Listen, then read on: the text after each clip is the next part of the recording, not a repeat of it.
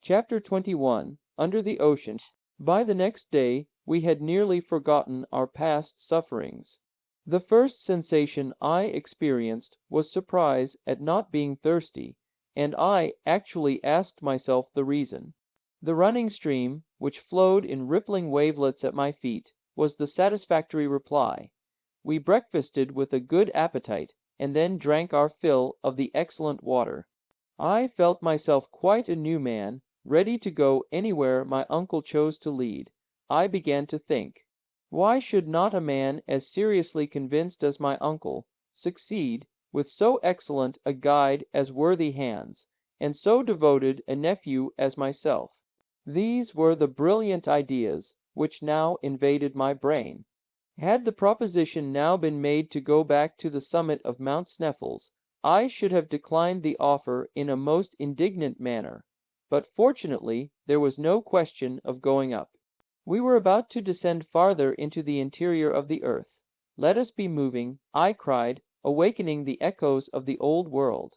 We resumed our march on Thursday at 8 o'clock in the morning.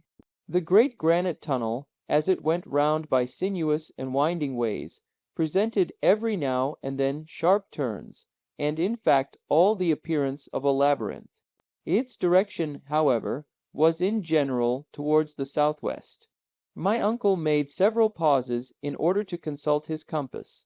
The gallery now began to trend downwards in a horizontal direction, with about 2 inches of fall in every furlong. The murmuring stream flowed quietly at our feet.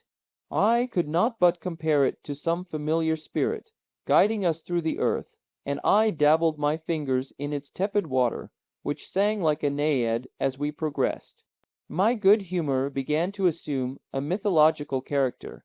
As for my uncle, he began to complain of the horizontal character of the road. His route, he found, began to be indefinitely prolonged, instead of sliding down the celestial ray, according to his expression. But we had no choice, and as long as our road led towards the center, however little progress we made, there was no reason to complain. Moreover, from time to time the slopes were much greater, the naiads sang more loudly, and we began to dip downwards in earnest. As yet, however, I felt no painful sensation. I had not got over the excitement of the discovery of water. That day and the next we did a considerable amount of horizontal, and relatively very little vertical, traveling. On Friday evening, the 10th of July, according to our estimation, we ought to have been 30 leagues to the southeast of Reykjavik, and about 2 leagues and a half deep. We now received a rather startling surprise. Under our feet there opened a horrible well. My uncle was so delighted that he actually clapped his hands as he saw how steep and sharp was the descent. "Ah, ah," he cried, in rapturous delight, "this will take us a long way. Look at the projections of the rock." "Ha!" he exclaimed, "it's a fearful staircase." Hans, however, who in all our troubles had never given up the ropes, took care so to dispose of them as to prevent any accidents. Our descent then began. I dare not call it a perilous descent, for I was already too familiar with that sort of work to look upon it as anything but a very ordinary affair. This well was a kind of narrow opening in the massive granite of the kind known as a fissure. The contraction of the terrestrial scaffolding, when it suddenly cooled, had been evidently the cause. If it had ever served in former times as a kind of funnel through which passed the eruptive masses vomited by Sneffels, I was at a loss to explain how it had left no mark. We were, in fact, descending a spiral, something like those winding staircases in use in modern houses. We were compelled every quarter of an hour or thereabouts to sit down in order to rest our legs. Our calves ached.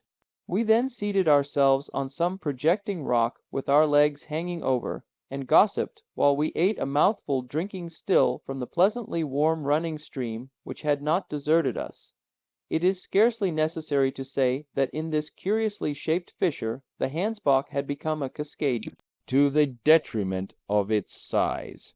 It was still, however, sufficient, and more, for our wants. Besides, we knew that, as soon as the declivity ceased to be so abrupt, the stream must resume its peaceful course. At this moment it reminded me of my uncle, his impatience and rage, while when it flowed more peacefully, I pictured to myself the placidity of the Icelandic guide. During the whole of 2 days, the 6th and 7th of July, we followed the extraordinary spiral staircase of the fissure, penetrating 2 leagues farther into the crust of the earth, which put us 5 leagues below the level of the sea. On the 8th, however, at 12 o'clock in the day, the fissure suddenly assumed a much more gentle slope, still trending in a southeast direction. The road now became comparatively easy, and at the same time dreadfully monotonous. It would have been difficult for matters to have turned out otherwise. Our peculiar journey had no chance of being diversified by landscape and scenery. At all events, such was my idea. At length, on Wednesday the 15th, we were actually 7 leagues 21 miles below the surface of the earth, and 50 leagues distant from the mountain of Sneffels. Though, if the truth be told, we were very tired, our health had resisted all suffering, and was in a most satisfactory state. Our traveler's box of medicaments had not even been opened. My uncle was careful to note every hour the indications of the compass, of the manometer, and of the thermometer, all which he afterwards published in his elaborate philosophical and scientific account of our remarkable voyage. He was therefore able to give an exact relation of the situation. When, therefore, he informed me that we were 50 leagues in a horizontal direction distant from our starting point, I could not suppress a loud exclamation. "What is the matter now?" cried my uncle. "Nothing very important, only an idea has entered my head," was my reply. "Well, out with it, my boy." "It is my opinion that if your calculations are correct, we are no longer under Iceland." "Do you think so? Can very easily find out," I replied, pulling out a map and compasses. "You see," I said, after careful measurement, "that I am not mistaken. We are far beyond Cape Portland, and those 50 leagues to the southeast will take us into the open sea." "Under the open sea!" cried my uncle, rubbing his hands with a delighted air.